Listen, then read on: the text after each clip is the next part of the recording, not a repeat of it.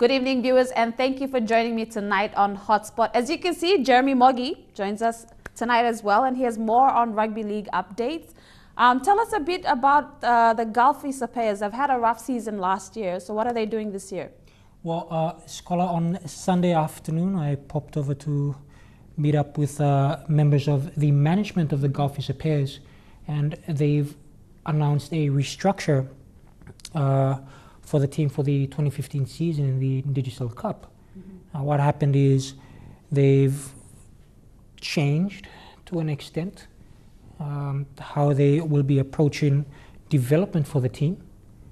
For a start, you have head coach, last year's head coach, Bobby Ako, and he's been moved into an assistant coaching role.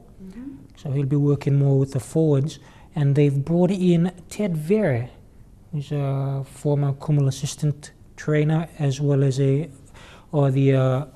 winning coach for the Southern Regional team that has taken part over the past couple of years. Now, they announced these changes, but they've said they haven't really wanted to change the whole format of management of the club. Rather, it's just a restructure. So they've moved, a couple of members of the last year's management team around.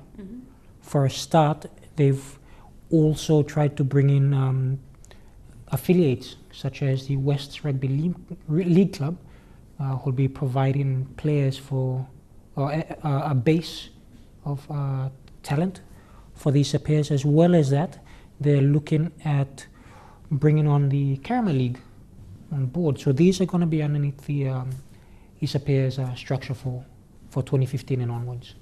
Okay, since the structure has changed, is the support base going to still continue for this year as well? Yes, they have. They said that the Gulf provincial government is still putting in a lot of support for the team. They're also working at bringing in more sponsors on board for the Isapeas.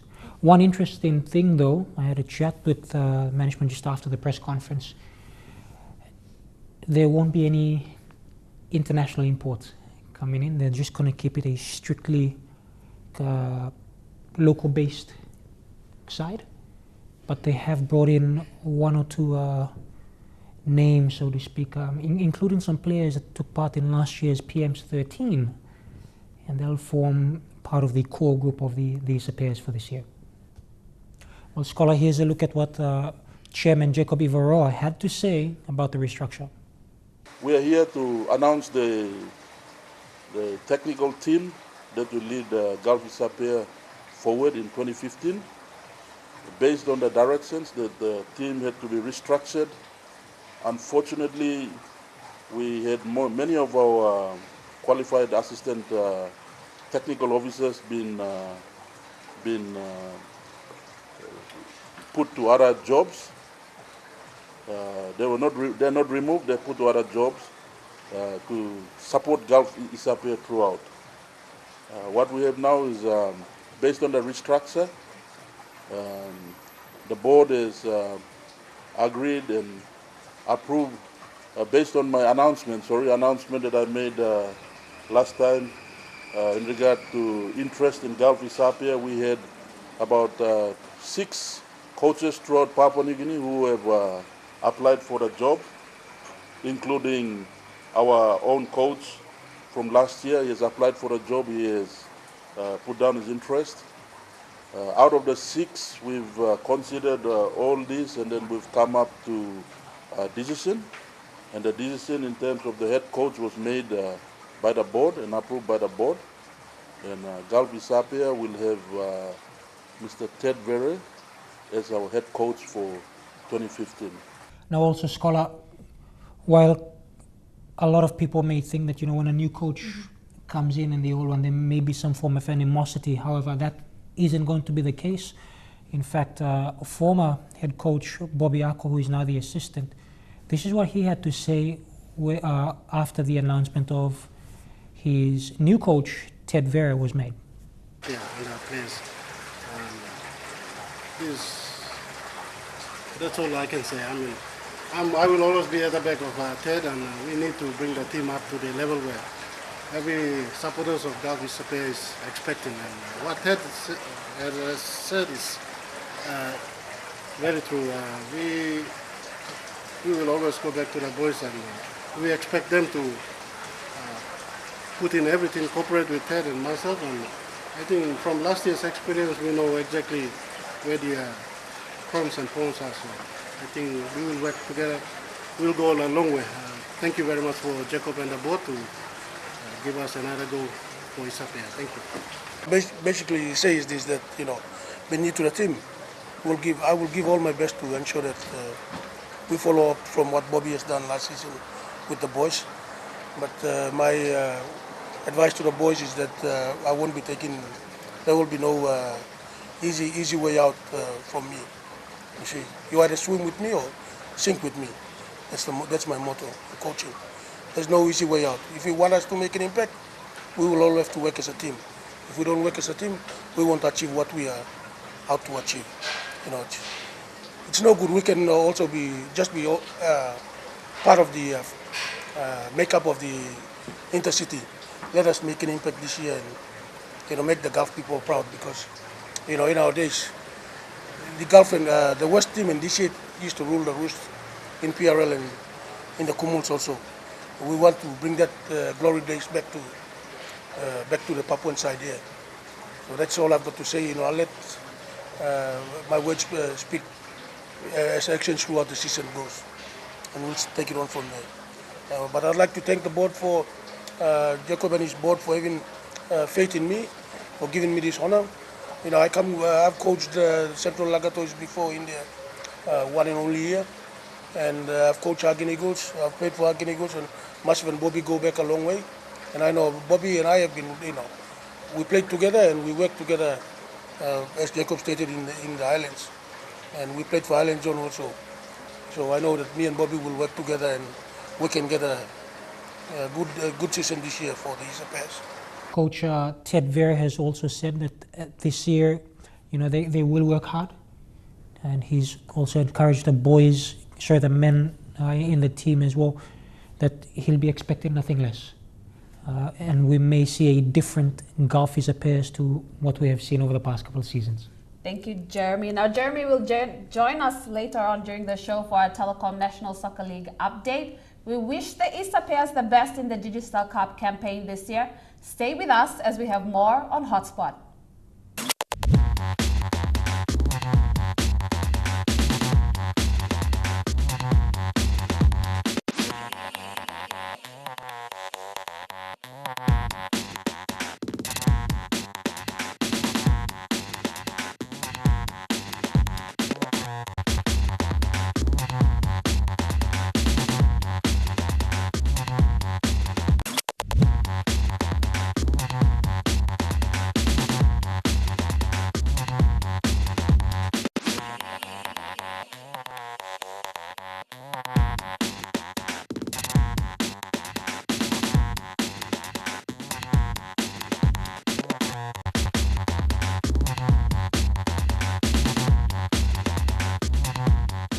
Lauren joins us once again on game fishing. The 40th National Game Fishing Titles are set to kick off on the 28th of March and will run through the Easter weekend, concluding on the 5th of April. Tournament director of this year's titles, Robert O'Dea, says he expects this year's titles to reel in a similar number of anglers to the titles held in Lae last year. Lae was huge, and it always is. They have a much bigger game fishing fraternity there, but we would expect something between 250 and 300 anglers. At last titles in Moresby in 2011, we had 272. To date, the Port Moresby Game Fishing Club has only received 25 interested applicants. However, Robert remains confident that the numbers will increase as the competition draws closer. We've probably got about 20 or 25 so far.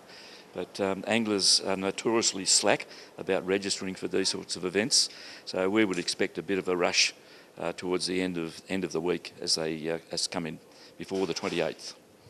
Over the years, the national titles have drawn interest from anglers from Australia and New Zealand. This year, Robert expects the majority of offshore anglers to come from Australia. Yes, we'd expect a couple of teams from Australia.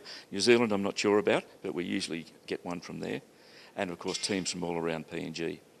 Given the drastic number of anglers that settle in the waters of a province in a short space of time per year, Roberts says this event is one of the biggest national sporting events held annually due to their budget requirements.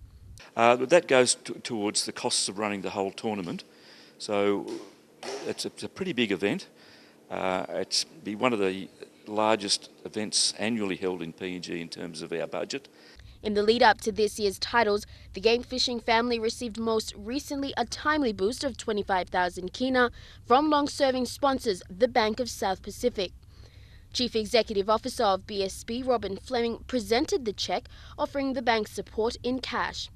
The most important part of the partnership is that no one's won the 100,000 kina that we've had on offer for the marlin, and we hope that continues again this year. The additional 100,000 kina will go towards the lucky angler who reels in the first marlin weighing 250 kilograms or more. We head out for a few short messages. Up next, Jeremy joins us for a preview of round 9 of the Telikom National Soccer League.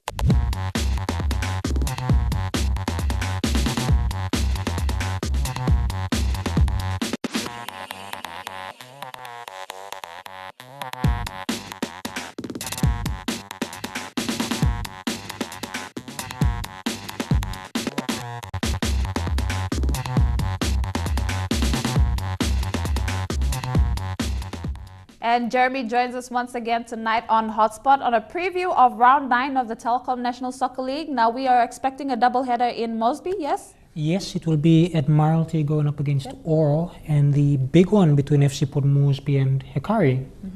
Now Hekari has gone off to margin, leading by 4 points. From last week's match against Oro, they've beaten them by 6 points to 2.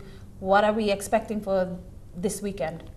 It's going to be a tight match. Well, I'll start off with the first game, Admiralty Oro.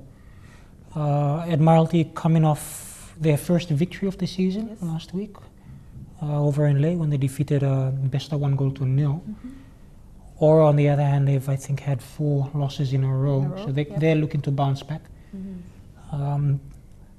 It's going to be a tight one. Both teams are still, even now with only a couple of games left, both teams are still looking to find the rhythm that they need. It might even end up in a draw. Despite ORFC conceding a lot of goals, against Hekari, 6-2, they lost to Madang. It was a big loss. However, it's their defense that is still stronger than their attack. Now they do have a good midfield, and do have a good attacking bunch of players. It's just a rhythm that they need. Full credit to fullback Campbell Missirite. He's been playing an absolute blind. In all their losses, he's been one of their standout players. Now they did welcome back Michael Lohai over the weekend. He was missing in the previous game. Now for Admiralty, I'm thinking it's still their captain, Michael Foster. He's still the most dangerous player for Admiralty. After watching him play, he's still head and shoulders above his teammates. The good thing is they're picking up as well. And the Admiralty Oro game, it's going to be a good match. It's going to be a really, really good match. But then, you mentioned, Hekari, FC Port Moresby. Another strong game. What are we expecting from both teams this weekend? All out coming attack. Coming off wins from last week, yes? All out attack. Okay. There's really only one way to beat Hekari, and that's to attack. And this is one of the advantages that Lacey Turulas and Madang had when they took on Hekari. They didn't play defensive. Over the past couple of years, that the NSL, first of all watching as a fan, and then later on joining EMTV and watching them from the sidelines. one of the mistakes that teams have made going up against Hekari is they're only worried about the number of goals they're going to concede. Lacey Dwellers didn't do that. Madang didn't do that. They said, Hekari, bring it on. And I think FC Port Moresby will be the same when they go up against Hekari. It's going to be all-out attack. I'm expecting a very, very open and attacking match this weekend over at the CIS College in Boston. Now moving over to Ley, we have another big thriller there. We have the Ley City Dwellers going up against Madang. Tell us a bit about that. Well, Ley City Dwellers are at home. You know, one of the things about the Port Moresby-based sides is when they play in Port Moresby, they don't actually have as much support. When Madang plays in Madang, the Lie Warden is packed. When Ley City Dwellers plays in Ley, the SIK is packed. This time it's Madang moving over to Ley. That's expected to draw a big crowd. It's going to be a tight game. I think Ley City Dwellers, you know, they ran out of time last week against FC Port Moresby going on 2-1. But what I didn't talk about on Monday when I was with Dion Coming and Lorraine Genia on Sports Scene, Ley City Dwellers are the type of team that doesn't give up. They will continuously fight and fight and fight until they get the result that they want. Do you see that in the Ley City Dwellers, would you expect that fighting to it when they started off just after kickoff to continue that performance all throughout the 90 minutes of football from other teams? Yes, yes. Ley City Dwellers, you see one of the things about, like say for example at Admiralty Oral, they have a trough and a high. You know, there's a time when their rhythm is very, very high and then it drops down low. Ley City Dwellers isn't like that. Neither is Madang. When Madang took on Hekari over at the Lie Warden a couple of weeks ago, they played their hearts out. In fact, Hekari were under a huge amount of pressure going through it. It was only experience that saw them, you know, scoring towards the end. But I'm thinking Ley City Dwellers might take it. They are at home. Traditionally, you know, as I've said before and I'll say it again now, when you play against the Momasa teams in either Ley or Madang, it's always a difficult proposition. And for Madang traveling across to Ley this weekend, I reckon that's going to be another big, you know, big match over at the SIK. Now the Besta boys are on a bye this week.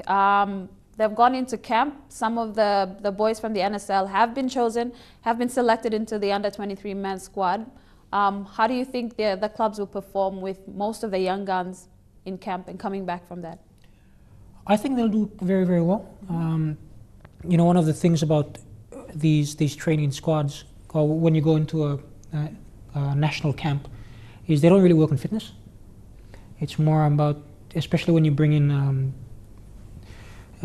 these high quality coaches coming from overseas, you know, taking away nothing from our local coaches, of course, but when they come in, they're usually just working on team strategy, team tactics. They don't really worry too much about fitness because it is the middle of the season. So will the boys struggle? Probably not. Most likely what they would have had is each of the members of the backline would have been taught how to defend from inside the 60, 18 to midway between the 18 and the halfway, how to defend from the halfway itself. The midfielders would have been taught how to work alongside one another, when and where you should move, why it's important that when the ball is placed on one side, how or in what way you should move, using of space, which is one of the most important things in team sports like this. And strikers would have been taught how to read when a cross is coming in, how to take on defenders, so on and so forth.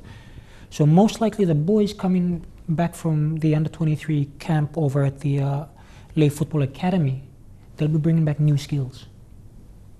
And that is only going to boost the clubs that they play for over the weekend. Thank you, Jeremy Mogi, for joining us tonight on Hotspot. Don't touch that dial. Stay with us as we wrap up the show with our weekend draws.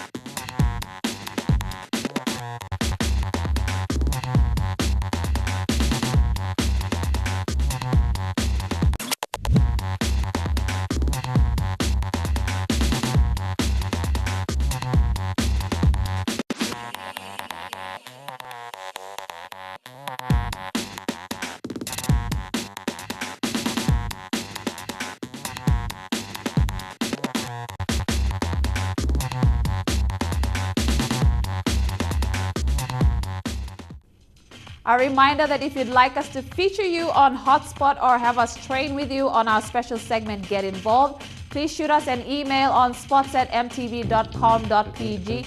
I know most of you are on Facebook, so please check us out. And if you're in Port Moresby, drop by to second floor Garden City and ask for Lorraine, Jeremy, Godwin, Rafaela, and our latest inclusion of Dion, Shane, and Elijah, and for myself. And we'll be more than happy to assist you. Now let's take a look at our weekend draws. In round 8 of the Telikom National Soccer League, Port Moresby residents will witness another doubleheader at CIS Bomana as Oro FC take on Admiralty at 11:30. And the thriller to watch at 2 p.m. will see FC Port Moresby take on Hekari FC. Moving over to Leh City Dwellers will go head-to-head with Medang FC at the St. Ignatius Kilagi Stadium, while Bessa FC are on a bye. The Port Moresby Industrial Touch Association will kick off Game 2 of their preseason this weekend at the Coronation Primary School Oval in Boroko. 24 teams are set to compete in the respective Mixed Open, Women's and Open Men's division.